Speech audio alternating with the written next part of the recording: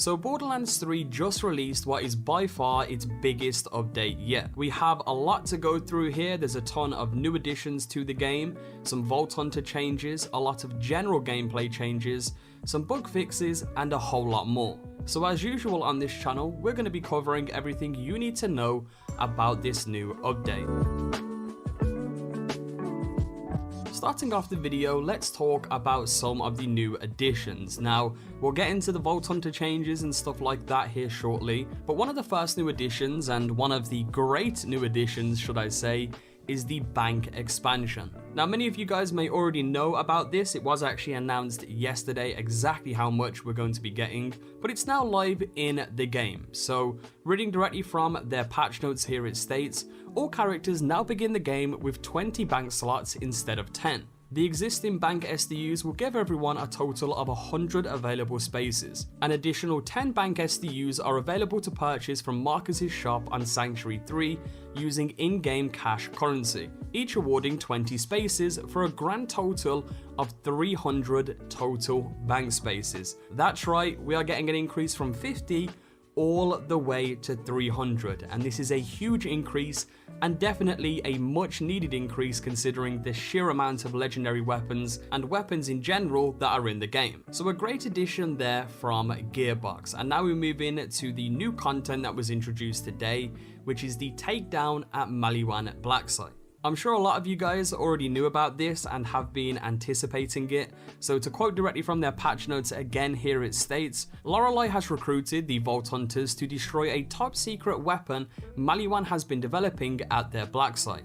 You and your squad should prepare for an extreme challenge because this content is balanced for 4 players at level 50. You can gain access to the Black Site via a mission found on Sanctuary 3 after completing the main campaign with that character. Takedowns feature special rules not found in the rest of the game. Respawning is disabled, so make sure that you and your co-op partners get second wind or you'll spectate them until the team wipes. If you do die, you're not out permanently. If you die during the first half, you'll get to rejoin your team if they defeat the Valkyrie squad. If you're out of the second half of the mission, but your team manages to defeat Walton the Invincible, you'll get to respawn and enjoy the rewards you didn't completely earn. And finally, make sure your squad is in the session before you throw out the switch inside of the airlock, or anyone who joins after the switch is thrown joins as a spectator. Again, this is available in game right now. I cannot wait to get right in and see how challenging this really is. You can expect some build guides specifically tailored towards this coming very, very soon for you guys. But moving on to the next segment now, we have the addition of Mayhem 4. To quote, it states, Mayhem 4 is here for players looking for the toughest challenge in the game. Mayhem 4 adds another increase to enemy health, increases the loot drop chances, and adds a set of new legendary weapons. Because the health value greatly increased, Mayhem 4 also slightly adjusts the random modifier system. Mayhem 4 will only roll 1 positive modifier for the player and 1 enemy bonus modifier. We want players to try different builds without severely hampering their ability to take down enemies in Mayhem 4. In addition to increasing enemy health and adjusting the modifiers, Mayhem 4 contains new legendary weapons and class mods for players to hunt. These new pieces of gear will contribute to new builds and new ways to kill enemies. To support Mayhem 4, we changed the Mayhem station slightly. Players will activate Mayhem through the center pillar and increase or decrease Mayhem levels by using the pillars on each side. So if you are one of the veteran Vault Hunters out there and you've got all the best gear in the game and you can destroy everything really quickly on Mayhem 3, hopefully now Mayhem 4 will be the place where you will want to be. Anyway, moving on again here to the next segment, and this is one of my favorites as well. We now have dedicated loot pools for bosses. Again, to quote directly here, it states, all bosses have been updated with new loot pools to give them dedicated legendary items. Players can now discover which bosses drop their favorite gear and more easily farm their favorite items. Let the hunt begin. And you can be sure I'm going to put out a video all of these weapons and which bosses they do drop from. That should be out probably sometime next week, probably like Tuesday or Wednesday, so keep an eye out for that as well. Anyway, for the final two new additions to the game, we have additional vending machines that are now going to be placed around different locations. I'll pop up an image of each of the locations that more vending machines will be placed in. And then finally, we have the target dummy. Now, the target dummy is a new addition to Sanctuary 3 where players can take out their aggression or test their gear on a handsome jack target inside of the shooting range. Now, this is great because, usually when you want to test out certain legendary weapons, you have to travel to a certain planet or a certain place, whereas now you can just go straight into the shooting range and test them out on this new target dummy. So overall, some great new additions here from Gearbox, but there is still a lot more to go over. Let's talk about the new Vault Hunter changes. Moze, Zane and FLAK have all been changed, and in a description Gearbox gave about this, it mentions, "For this patch, we adjusted many passives involving companions such as Iron Bear, Digiclone and FLAK's pets in general. We wanted to increase their viability for later levels of Mayhem while also targeting some passives that were underperforming compared to some others. Iron Bear saw increases to the base scaling and additional bonuses were added through passives and augments. We allowed some of Zane's kill skill bonuses to stack up to 2 times, increasing their output under certain conditions, and FLAK's pets also saw some increases to their overall damage so that they didn't feel underpowered for Mayhem mode. We are currently happy with the variety of Amara's builds, but we are always monitoring feedback and will adjust if necessary." Now, in terms of the changes to Moze, her Iron Bear damage has been increased per level to a total of just under 150% at max level. The Desperate Measures skill now gives the Iron Bear the bonus 2. For the Experimental Munitions skill, the Iron Bear also deals bonus fire damage on critical hits. Scorching RPMs also grant increased hardpoint damage by 5% per level. For the Vampire skill, when the Iron Bear deals area damage, the Iron Bear will receive half of the healing bonus. They've also increased the Iron Bear's bubble shield from 20% to 50% of Moze's health. And then for the final two, the Iron Bear now launches barrels when the player melees them, and Moze is no longer able to infinitely stack damage, health and shield regen buffs off the Brawl Award legendary shield after equipping the Bloodletter class mod. Anyway, now moving over to Zane. Now the Sentinel damage scale has been increased by 2% per level.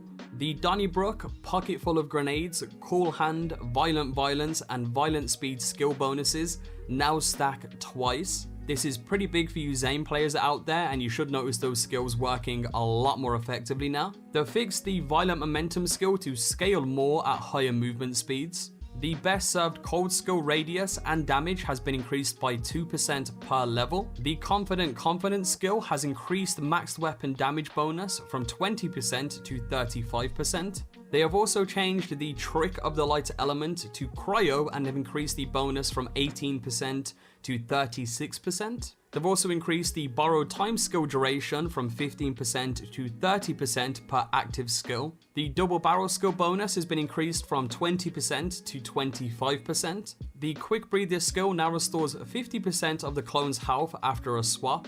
And then for the final few skill changes, we have the Pocket Full of Grenades bonus has been slightly decreased from 6.5% to 5%, but it now stacks, so it's technically increased if you do get the stacks up. And the same thing for the Violent Violence skill, it's been decreased from 4% to 3%, but it now stacks as well. And then the final thing for Zane is that they've addressed a reported issue that sometimes prevented Zane's barrier from blocking E-Tech weapon projectiles. And then we move over to FLAK. I know I'm going through these kind of quickly, but I want to make sure the video isn't crazy long. But for FLAK, the Ambush Predator skill now has a HUD icon when the buff is active. They've increased the pet damage to scale 10/5% per level instead of 9%. They've also added pet damage to numerous skills, starting with Grim Harvest at 7% per level. Next up, we have the Most Dangerous Game at 9% per level. Then we have the Interplanetary Stalker, which is 1% per stack per level. They've also added pet damage to Furious Attack at 0.6% per stack. They've also added pet damage to the Fast and the Furious skill at 10% per level. And then the final one is they've increased the pet damage for Psycho Head on a stick from 10% to 20%. Now, aside from the pet damage bonuses, they've also increased the damage in the pack tactics skill from 5% to 7% per level. They've also adjusted Megavore to not reward critical hit bonuses when receiving damage from self-damage, and they've also addressed a reported issue where FLAK's pets could sometimes be frozen without showing any of the effects of being frozen. This never really happened to me, but apparently it was happening to enough people for them to fix it. And that's pretty much it for all of the Vault Hunter changes. So now let's move on to the general fixes. So for the general fixes section, there is a lot, and I mean a lot, in each category. And if I was to read them all out, the video would probably be about 30 to 40 minutes long. So what I've done instead is I've picked out some of the main ones from each category, but I will also show all of them on screen in case you want to take a look through them. But anyway, jumping straight into this, starting off with the UI changes, we now have improved overall performance in the menus. They've also fixed an issue where item slots could sometimes overlap when viewing the player's storage, and they've also fixed an issue with the class mods where they sometimes displayed the incorrect icons on the abbreviated item cards. So pretty much, a lot of the inventory glitching and hitching that used to go on should now be fixed, or hopefully has now been fixed. This is something that I've been dealing with, and I'm pretty sure most of you guys, if not all of you guys, have also been dealing with for a long time, where certain weapons would overlap in the inventory, and sometimes you can even drop the wrong weapon or even sell the wrong weapon because of this. So I'm happy they've now sorted all of that out.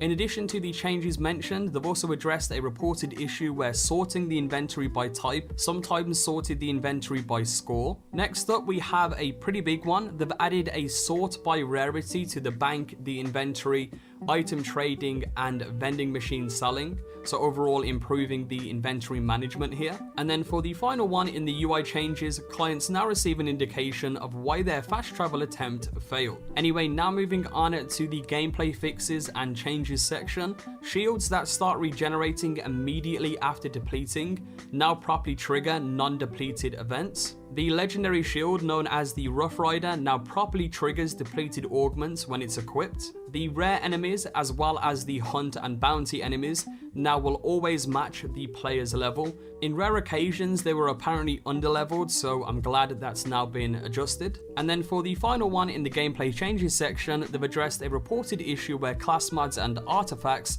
were sometimes accumulating action skill cooldowns when respeccing. Now moving on to the general section here again, explosion effects now dissipate faster, so a lot of the craziness that used to happen when you're in a cluster of enemies, or the explosions that used to happen, will now go away a lot quicker, which is only a good change in my books. Bullet traces passing through Zane's shield are now more transparent. They've also addressed a reported issue where save files had the potential to be deleted after the game crashed in the middle of saving. That is dreadful, so that in my opinion is one of the biggest changes that they needed to make here, because I can't imagine my character being deleted. That would just be dreadful, so good job on fixing that. They've also fixed an issue where Guardian rank and tokens could potentially be lost, and they've also fixed an issue where weapon skins would sometimes not properly be displayed. So some overall great bug fixes there for the general section. Again, I will be showing the rest of the changes on screen as I'm talking throughout the video, so you guys can take a really good look at this. There is still a little bit more to go through. There is multiple crash issues which have now been fixed. There's quite a lot of them, so again they will all be shown on screen. And there was also multiple mission fixes as well. So to go through a few of them, they fixed an issue that would sometimes cause NPCs to get stuck during a teleport. This would potentially have blocked mission progression, so a good change on their part. They've also addressed a reported progression blocker where an NPC leading the player could sometimes break if one of the players left the game and would pretty much just stand still and wouldn't move. They've also fixed an issue where Lilith could sometimes become stuck during the mission from the ground up. And then for the final one, they fixed the progression blocker that would occasionally occur when two players try to accept the quest item from the slot machine during the mission sanctuary. Again, all of the rest of the mission fixes will be shown And that's pretty much it for the video. That is covering most of the main changes made within this update. Again, this thing was absolutely huge, so if you do want to check out the full patch notes for yourselves, there will be a link in the description below. Just to mention again, I'm going to be putting out a ton of content surrounding this new update. I'll be doing videos covering the new legendary weapons from the event and also the new legendary weapons you can obtain through Mayhem 4 and many, many more. So if you enjoy this type of content, be sure to subscribe and leave a like down below. It's always greatly appreciated on the channel. Other than that, I hope you enjoyed, and I will catch you all in the next video.